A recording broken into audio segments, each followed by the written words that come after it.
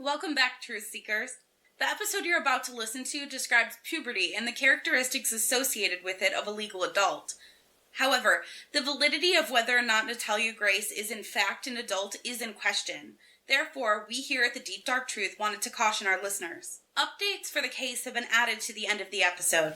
You're in the place where mysteries and the missing meet, where conspiracies lurk around every corner. Welcome to The Deep Dark Truth. Welcome back to The Deep Dark Truth. I'm Moe. And I'm Chip. And Mikey is dead in a ditch somewhere. Or in a closet, or, anywhere. He's probably not been murdered.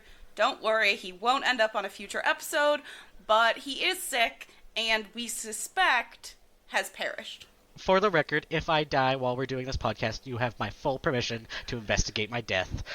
Especially if it was you, I want you to investigate yourself for murdering me. You shouldn't be rooting. I'm like, yes, I can't wait until Chip is murdered so I can investigate it. Well, it's the perfect way to lead people off the right scent. Except not really, because people always end up at the crime scene or going to the funeral or doing other really stupid stuff. Oh, we showed up at the funeral to see who else would be there. Why would you ever go? If I murder you, I'm going to be like, oh, I would, but I just can't get it off work. And that's what I will tell the police when they're like, why weren't you there? You were such great friends. I tried. Capitalism. That's the way Chip would have wanted it. For you to suffer under capitalism. It is. Due to the disappearance of Dustin, we're doing a mini-sode for you with current news, and that current news is the case of the real-life orphan. Chip, have you heard about this? Only barely. Why? I don't know why she's called the real-life orphan, but we'll get there. Have you seen the movie The Orphan? No. That's context by not knowing a movie. Yes. Yes. Okay. The Orphan is a scary movie that this sounds like the plot of, kind of. So by the end of this, you will basically get what it's about. This woman, Christine Barnett, she's the author of a whole bunch of parenting books, and she's a motivational speaker, and she's been charged with felony neglect. And so is her husband, because she left her 9-year-old adopted daughter, Natalia, in an apartment in Indiana while her husband, and their 3 other kids moved to Canada. Yikes. Yeah. So police are saying that they left her for 3 years, and that the charge is even worse because the daughter, the adoptive daughter, has a form of dwarfism that makes her only 3 feet tall, and she can't walk very well. It's fine. Everything's fine. What are your thoughts so far? You know everything's not fine. What are your thoughts so far? My first thought is, adopted Canada. Yikes. So you're thinking this is very straightforward. This parent is trash and lock her up. Correct? That's where you're going? Well, my first suspicion is there's a movie plot here, so I'm going to wait for judgment. Yeah. Fair. You should think that because I did say that. I probably should have just literally let you just go say in that. completely blind.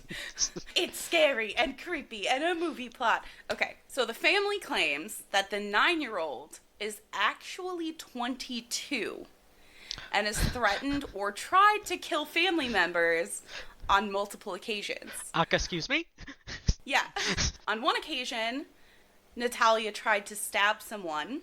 Another, she tried to poison the mom, Christine, with some type of household cleaner. And the third time, she shoved Christine at an electric fence. Yeah. I'm really not sure. There was no context. I checked the whole... I'm not trying to laugh. I'm laughing. By like a murdery, maybe child, maybe not. But an electric fence, I don't know why they were by it or where it was or how you run into that situation. Aside from electric dog fences, I don't even know the last time I was even anywhere near an electric fence. Unless you're in Jurassic Park. Yes, they were at Jurassic Park. I'm rewriting the story. I'm rewriting it for the movie. Hit me up. The daughter is played by a writing the raptor. But no one knows she's a raptor. And at one point the mom was like, "No, Blue, I'm in charge. I'm the alpha." $1 million. Done. The mom also alleges that Natalia would draw pictures of her killing family members, she would roll them up in a blanket, and she would hide them in the backyard.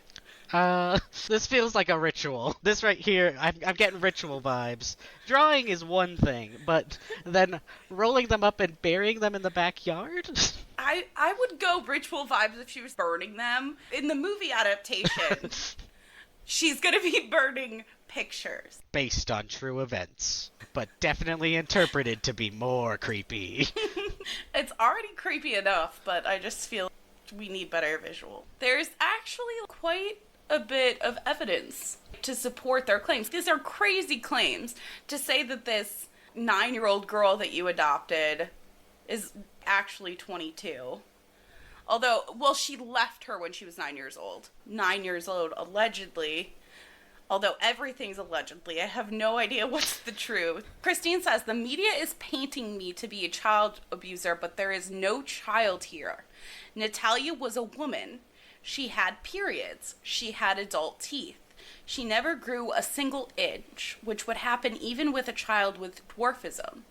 The doctors all confirmed she was suffering a severe psychological illness only diagnosed in adults. She was jumping out of moving cars. She was smearing blood on mirrors. She was doing things you would never imagine a little child doing." I mean, jumping out of cars and smearing shit on mirrors is definitely a child thing. I tried to jump out of a car going 50 miles an hour to avoid a shot when I was 6 years old. So I don't think that's that weird. Also, we do have to acknowledge that there are tiny, little, creepy children, right? Fact. Her doing lots of weird things that seem they're things that only an adult would do, I don't think that's valid at all. I think it depends on what kind of media that they were consuming. Not that I think media makes you into a serial killer or anything, but I mean, if they've been exposed to certain sayings and certain vocabulary words and saying certain things and thinking that that can get them attention, they might repeat that. But the physical things, we're going to get into a little bit. You said something about diagnosed with adult mental illnesses? Yes. And we are going to get there in just a minute. Right after this word from our sponsors. So, we're our own sponsors. Listen to our podcast. Welcome back. So when Christine first took Natalia home from an adoption agency in Florida, they did not have a lot of documentation on her.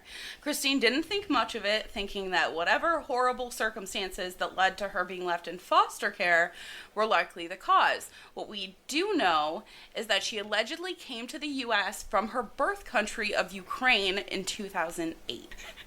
So when Christine got Natalia home on the first day, she gave her a bath, and she noticed that she had full pubic hair when she had just been told that Natalia was 6 at the time, which immediately raised her suspicions about what age Natalia should be.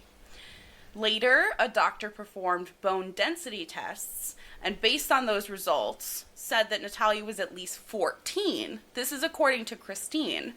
The prosecution has a slightly different story. This is 3 years before they left her, which means that she would at least be 17 to 20 when the family was gone for those 3 years. So if she was at least 14 when they did the bone density tests, then she would be in between 17 and 20, like somewhere in there. Natalia also attended a psychiatric facility where she allegedly admitted to both posing as a child and to trying to kill family members.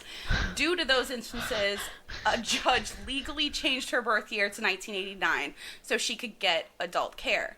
Their primary care physician, it was originally the parents' doctor, and it's still the father's doctor because Christine and her ex got divorced in between all of this. And the doctor's still the primary care doctor for the father. He wrote a letter to the court. It's dated October 24th, 2016.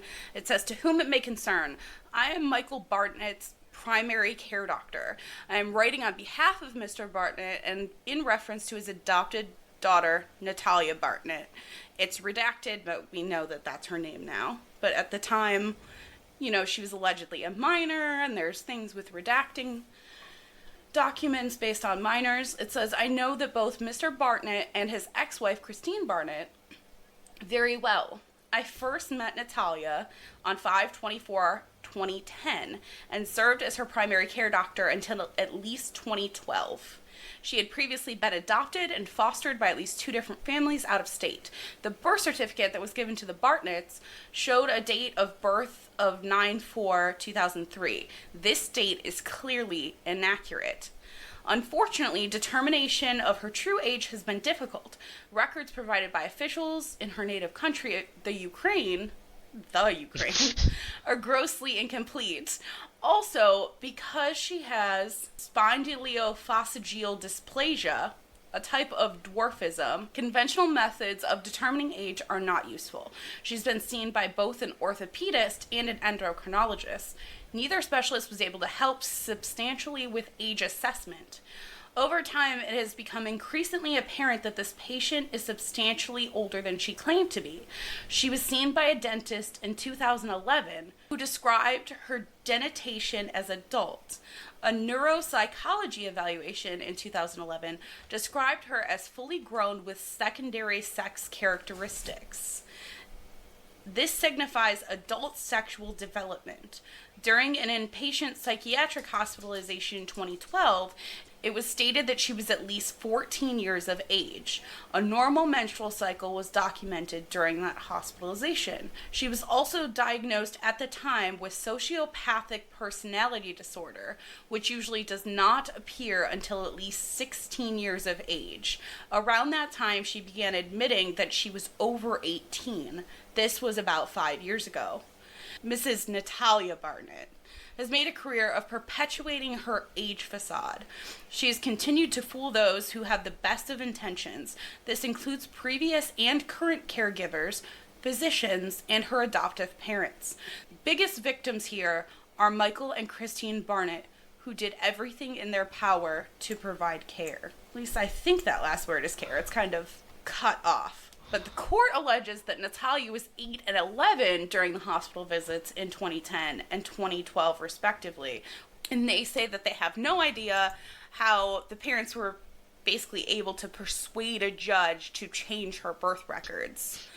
Both parents pled not guilty in September of 2019, and they requested for Natalia's mental health records to be unsealed, and that hearing is set for next week. So we'll be updating in the future. What are your thoughts about this case? There's a lot to unpack here. I don't even know where to start. Also, you should know, so I talked at the beginning about how this mom is an author, and I feel if I was just reading this, she's an author, maybe she didn't want to deal with a child that had dwarfism and wasn't prepared for it. But the reason that she has written so many parenting books and has did all of these different speaking engagements is because one of her other children have autism, and it's a form of autism that his IQ is higher than Albert Einstein's. So I feel like that probably had a lot of its own challenges. So I don't think she's a stranger to tough parenting or, something like that would make you think she just didn't want to be in this situation anymore. She just wanted out, and, you're a creepy little 22-year-old. I'm leaving you. I'm going to Canada. That's just a strange... And they were paying for the apartment that Natalia was living in. It's just, if your plan is to neglect your child, you don't use she's actually a 22-year-old as your defense. That's not the story you come up with. These people, whether it's true or not, clearly believe it because... no one on earth would ever believe this cover story. You're wasting your time. That's true, but counterpoint, I feel because she's, a parenting book author, she also wouldn't want to give the child back up for adoption. That might be a career-ending type of move, or foisting the kid off on someone else. Where is everybody else in the situation? The kids, obviously, they have to realize, we left. So I'd be interested to know what the kids thought about this whole situation. Because one day she was there and one day she wasn't. Are they like, oh yeah, I'm so glad we left her. She tried to murder me once. Or are they, where's Natalia? We were going to play Barbies today. We were going to play ritual sacrifice. Yeah, kids absorb a lot more than people think that they do. So I want to know where the foster parents were. There were foster parents mentioned, 2 different sets. Let's hear from them. Okay, so interestingly, another family is trying to adopt Natalia. Okay, so she's alive. Wait, this whole time you thought maybe she died in the apartment? I wasn't sure, because it was only felony neglect. Like, anything could happen. So I was like, well, she can't be dead if we're only charging with felony neglect, but also I feel like we can get more information than what we have right now. Another family tried to adopt Natalia, and they couldn't because of her birth certificate. So her birth certificate now says 1989, right.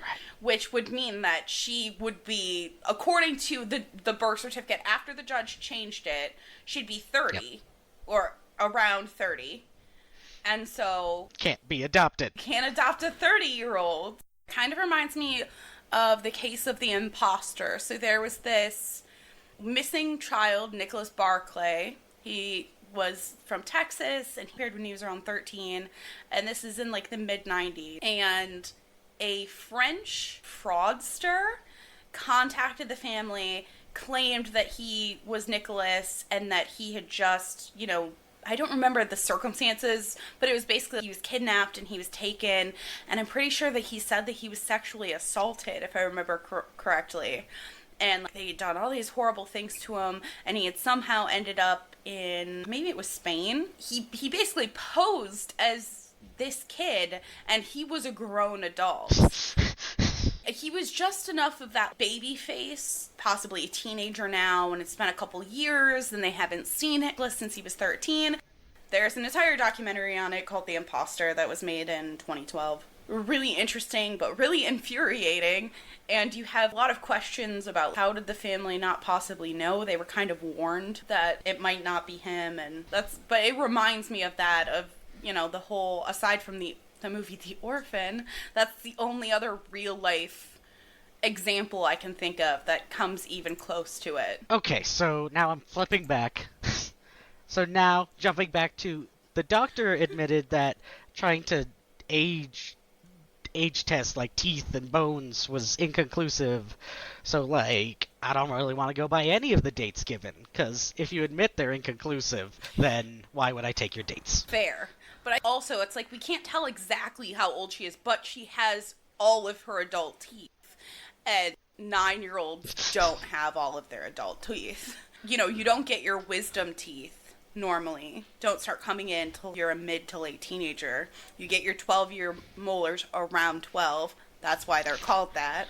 So, you can tell that by the bone density that you're at least 14. I think it's not like they can carbon date her. She's alive. I need carbon dating. So I think if I went to the doctor right now, they had none of my information at all, and they just had to do it, they'd be like, oh, she's a between 22 and 32-year-old woman. You know what I mean? Well, she's reached maturity. I mean, if she's menstruating, this is interesting. Insides seem pretty intact, all based on assumptions. So I think they wouldn't be able to get it closer. Right? But also, at 22 to 32, you're sort of biologically, you're growing so much more slowly. But comparing a 9-year-old to a 14-year-old, you know the fucking difference. You can get those years down to a... Also, you have to remember that for a lot of people, it's going to sound kind of strange, but I feel like somebody with the same type of dwarfism as her would be better equipped to physically look and say, hey, I can guess your age. Your everyday person, when they encounter somebody with dwarfism, they're not used to how different the physical changes might look. You're not trained to actually know what that looks like. Right. In that, and there's so many different kinds of dwarfism, too. That probably varies from one to another.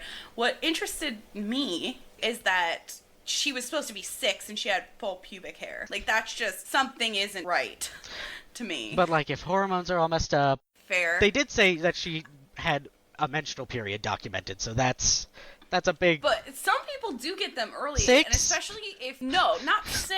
I know a lot of people that were 10. And so if she was sexually traumatized at all in the foster system, that maybe that can also lead to changes too, just bodily changes of being abused over a period of time. Nobody's claiming that. But she was in the foster system. Before that, she was most likely in the foster system in Ukraine. And the doctor's letter said there's a whole bunch that we don't know because in Ukraine, her files were so incomplete. We can't even get an original birth certificate from Ukraine where they're like, oh no, she was definitely born at this hospital on this day. And so that itself is shady to me. If her original files, if they just were like, okay, no, it was this year, there's no possible proof that this exists, you wouldn't believe it, right? You'd say, oh, okay, well, this is probably garbage, and they're just looking for excuses of why they moved off to Canada, or they couldn't handle it as parents to somebody that needed that much help, or this or that. But it's very suspicious to me, all of the things combined. At one point, Christine, the mother, said something to the tune of, the state of Indiana has confirmed time and again through changing her birth date, through diagnosing her as an adult, through all these different things. They've basically already confirmed that she's an adult. So to prosecute her as if Natalia is a child kind of goes against everything that they've said the entire time.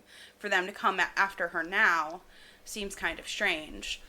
Right, especially if they have something indicating that she confessed to being an adult. Yeah, and I mean, I think that's why the parents are trying to get the psychiatric file. Fair, right, yeah. If we open that up, that... Exactly, But also, the exact same flip side of that, they diagnose her with some psychiatric problem that they only diagnose in adults. The reason we don't diagnose those in children is because children are tiny psychopaths. You can't diagnose psychopathy in someone who doesn't actually comprehend. Yeah. Although if she admitted that she was over 18 and admitting to trying to kill that's weird. Members of the family, I don't really care if she's 16. There's something going on there. Happens. I mean, I understand the mom being like, this is crazy, this whole situation is crazy, I'm going to pay for this apartment, and I'm just going to completely leave this country and situation behind me. Wait, so how long was she alone in this apartment? 3 years. This felony neglect? 3 years. 3 years. So then it's also, how did she survive for 3 years? Right. She's got this walking issue, and how old was she at the time? We're saying like 6 or 9 when she was abandoned? So they would have been 9 when she was abandoned, so she would be from 9 to 12. Okay. And she has this dwarfism, and she has trouble walking, and somehow she's alive. She not only is alive, but the mother had suspicions that she was talking to another family and trying to get adopted again because she found this really cute little girl's dress in her closet at some point when she visited. So I guess they didn't just leave her they're visiting.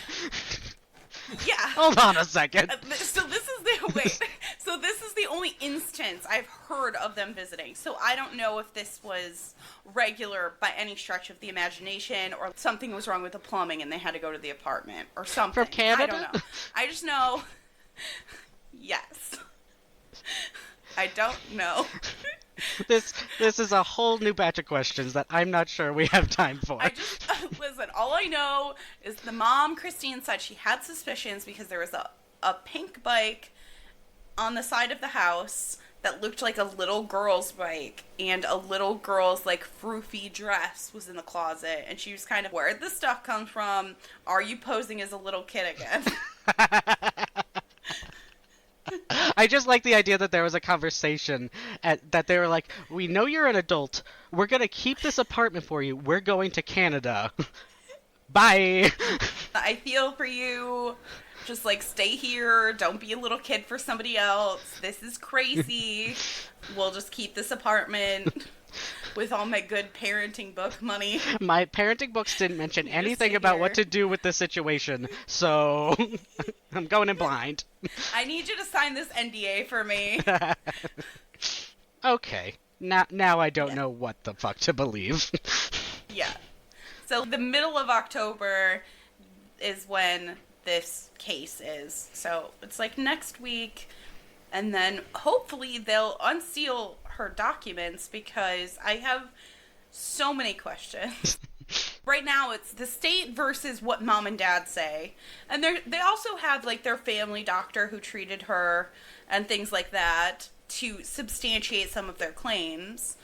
But Date is trying to dispute some of those alleged facts that the family's giving. Yep. Well, where do you rate this on the scale of, that's a little weird, to crazy cuckoo nutso? I think it's absolutely bananas crazy. I could understand somebody in Natalia's situation continuing to pose as a kid. You know, she doesn't have a family and she has various medical issues and she feels, oh, well, I want a family. I haven't experienced a family. I kind of can understand if she wasn't trying to murder the family. Yeah. I could understand her wanting to stay a kid. I would love to stay a kid. I would love someone to come clean my room and pay my bills. I would enjoy that. I would enjoy that very much. Especially if you didn't have a family and you were in the foster system at any point. Yeah, that's just a system rife with abuse and neglect. And especially for anyone with any issue, be it mental, physical, developmental, being a human. Yeah. You definitely wouldn't want to stay in the foster system. Equally, if she wanted a family and wanted that stability, and with her medical issues felt like that's the only way she could be secure, I could kind of understand it. But not, being murdery. So that's why I'm freaked out. The idea that I would have a child that turns out not to be a child that I've adopted and then is trying to murder me. Kids are already creepy, okay? If some little kid felt like they were trying to actively murder you somehow, that would be creepy enough. To then find out that kid was not a kid at all is insanity. It's very, I was taking care of this doll and it turns out the boy is actually living in the walls. Yeah. Need that to never happen. It's just something that I think shouldn't exist. That's my official answer. They should not exist. It's something that I wish didn't exist and I never want to any way somehow happen to me. Strong 8 on the nightmare scale. Yeah. Got it. Yeah, hearing about it is, oh, that's crazy. But if it was me, yeah, just keep thinking, if this happened to me, I'm going to Canada. I would feel like I was losing my mind and I'm going to Canada. Goodbye. If there was any question, I'd be like, no, I'm out. Sorry. There's... No. But also, how could the system fuck up that bad? Well, what do you think? Let us know. Let us also know your favorite conspiracy theories and convince us. And if you do, you just might find yourself on future episodes. Or send in questions and we'll slot our favorites for future AMAs. Also, be sure to follow us on Twitter, Facebook, and Instagram. All of those links are in the show notes if you want to come talk to us. Keep seeking the deep, dark truth. Bye! Post-production Moe here with some updates. The Barnett's lawyers were able to get Natalia's mental health records released to both the defense as well as the prosecution, but those records will not be made available to the public. Michael Barnett went on the Dr. Oz show to tell his version of events, and Natalia Grace went on the Dr. Phil show to tell hers. She denied all of the allegations made against her. Due to all of the interviews and various publicity, the judge has issued a gag order on the prosecution, defense attorneys, and Christine and Michael Barnett. He amended that order to include Natalia Grace as well. It was then further amended to include Natalia's unofficial guardians, Antoine and Cynthia Manns, who had been denied guardianship before when the court upheld the birth certificate change. A trial date has since been set for January 28, 2020. You just listened to the Deep Dark Truth Podcast. See you next time. And remember, your local cryptids want to meet you.